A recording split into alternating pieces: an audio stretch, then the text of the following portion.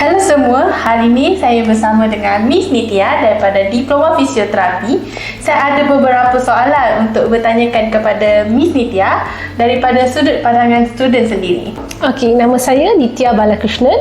Saya seorang lecturer untuk Diploma in Physiotherapy. Pada masa yang sama, saya program coordinator juga untuk course Diploma in Physiotherapy in Vision College.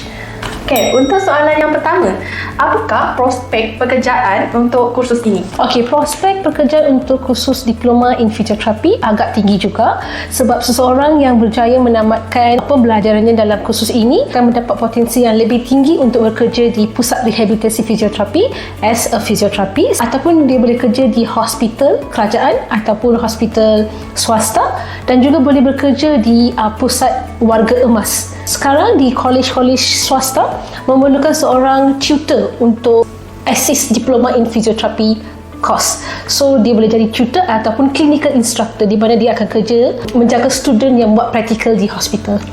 Sudut prospek yang sangat besar ya? Ya. Betulkah kursus ini memfokuskan kepada satu bahagian anggota badan saja? Sebenarnya tidak.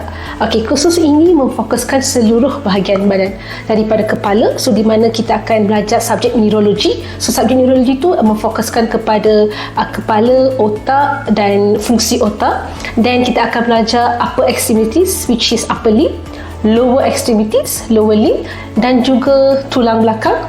And the most important thing, kita akan belajar pasal cardio. Cardio maksudnya kita akan belajar pasal jantung dan juga paru-paru. So seorang fisioterapis ni kena tahu bagaimana jantung dan paru-paru ni bertindak balas terhadap latihan pemulihan yang diberikan. Apakah syarat-syarat kemasukan untuk kursus ini? Paling pertama, untuk pelajar lepasan SPM, katakan pelajar tu daripada bidang sains, so dia perlu ada 5 kredit. 3 kredit tu daripada subjek sains diutamakanlah, for example fizik, kimia ataupun biologi, and matematik kena ada kredit, and lagi satu kredit boleh ambil daripada subjek mana-mana. Pelajar lepas SPM juga tapi daripada bidang sastra, so dia pun kena ada 5 kredit juga, tapi yang paling penting kena ada kredit dalam matematik dan juga sains. Untuk soalan seterusnya, selepas graduasi, adakah pelajar berpeluang untuk bekerja di jabatan kerajaan? Sebenarnya boleh. Okey, and potensi dia and peluang untuk bekerja di hospital kerajaan adalah amat tinggi sebab di hospital kerajaan sekarang kita banyak memerlukan fisioterapis dengan kadar peningkatan pesakit yang semakin tinggi. Jadi amat memerlukan fisioterapis, service of the physiotherapist lah. So kalau seseorang yang tamat berjaya menamatkan pembelajaran di college region dalam kursus ini, dia boleh try to apply in website SPA, and saya pasti peluangnya amat tinggi untuk mendapat kerja di kerajaan. Baiklah, untuk soalan seterusnya, mengapakah diploma fisioterapi ni memerlukan sekurang-kurangnya 3 kali praktikal sepanjang pengajian? Okey, dalam bidang dalam kursus diploma in fisioterapi ni memang perlukan 3 kali praktikal, di mana 25 minggu lah. Okey, so dalam 25 minggu ni, sebelum tu daripada semester pertama sampailah ke semester 5, so pelajar akan belajar mengenai seluruh anggota badan, mengenai kecederaan fizikal dan juga kondisi-kondisi yang lain. Pada masa yang sama, seorang fisioterapis juga akan belajar mengenai cara untuk pemulihan kecederaan fizikal tersebut. Tapi kerjaya sebagai seorang fisioterapi ini ialah untuk memulihkan pesakit. So dia kena tahu cara memulihkan pesakit itu tersebut. So latihan praktikal ini yang selama 25 minggu ini akan memberi peluang seseorang fisioterapi ini untuk mempelajari secara real life. So that's the reason kita perlukan practical untuk, we can say it's like a hands-on. They kena touch the patient, they kena feel how the exercise yang diberi itu ada perubahan pada pesakit itu tersebut.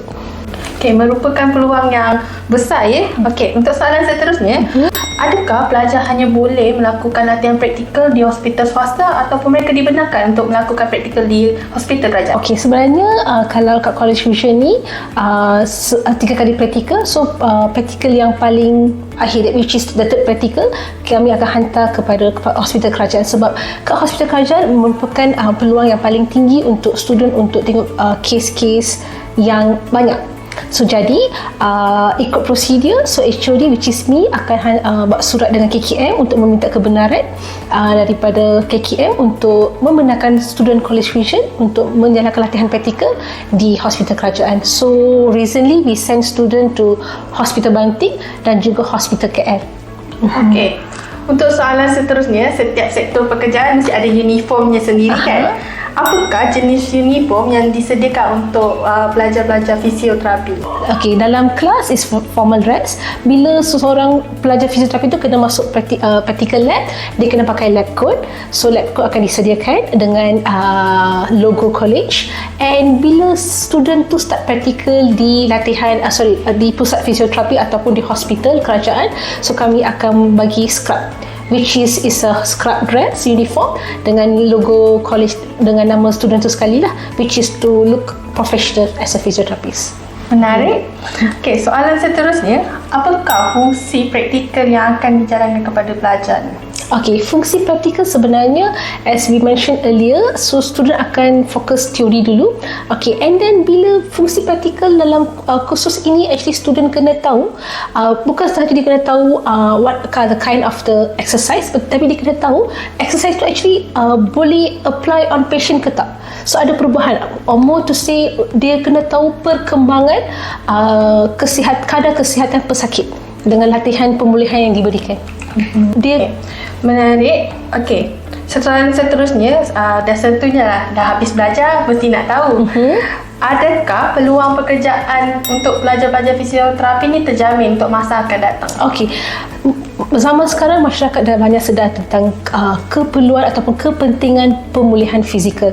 So sebelum ni kalau tak sihat, tersakit, so they just like apply ointment, letak hot pack. Tapi sekarang masyarakat dah sedar yang dia kena correct the differences that they feel in their body. So what they do, they dah start pergi refer kat doktor, and then kalau doktor refer kat physio, memang they will go for the physio department.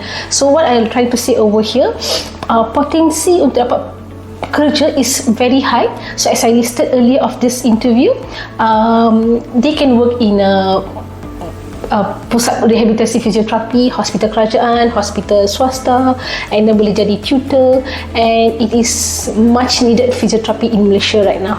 So peluang pekerjaan sangat terjamin lah dalam kursus ni. Mesti ada yang dah graduate nak sambung belajar pula.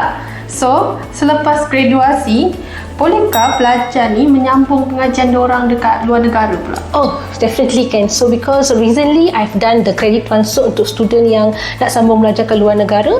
So this student actually dah berjaya menamatkan bidang khusus fisioterapi di College Vision, and then dia kena refer kepada pihak college sebab pihak college akan buat some important document which is we call as a credit transfer.